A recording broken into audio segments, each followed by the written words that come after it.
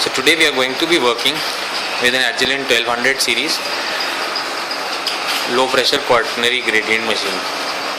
So what this basically means is that the system can manage 4 different mobile phases and according to the program pump in different combinations of these mobile phases. So here you can see that in the mobile phase tray we have 4 mobile phase reservoirs with 4 tubings coming out of them and going into the system. After the reservoirs, the first part where the mobile phase goes is the degasser.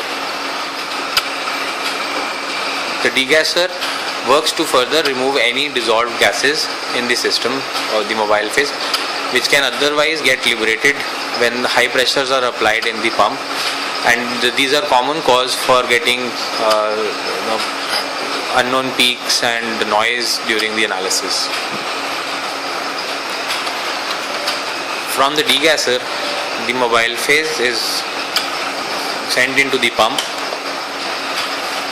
Here you can see that this metal block is the pump and alongside is the quaternary valve. This valve is controlled by the software and based on the program selects which channel A, B, C or D and thus which solvent is to be pumped and decides the ratios. The clicking sound that you hear is from the pump. After the pump, the pressure of the mobile phase increases. So you can see we've gone from the plastic tubing into a green steel tube. So the steel tube now goes further into the auto sampler.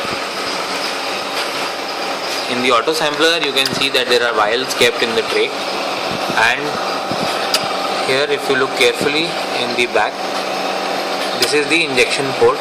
So the vials are moved there and then the sample is injected into the mobile phase stream from where it will go into the column. So again you can see the green tube which is going into the column oven.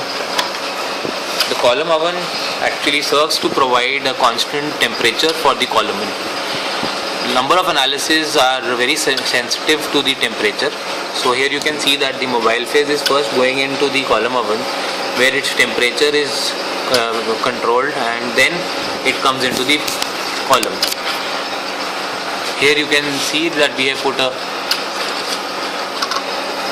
steel C18 column. After passing through the column, the mobile phase goes into the detector.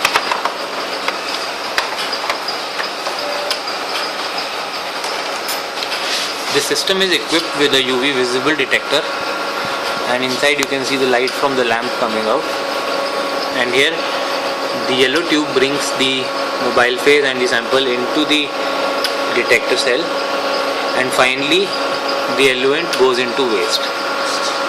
All the modules of the system are equipped with sensors. So you can see here there is a sensor. If there is any leak, the mobile phase will accumulate here and will give an alarm in the software that there is a leakage in the system. So that is a quick overview of an HPLC system. This system is connected with a computer which is loaded with the required software for controlling the machine and also for processing the data.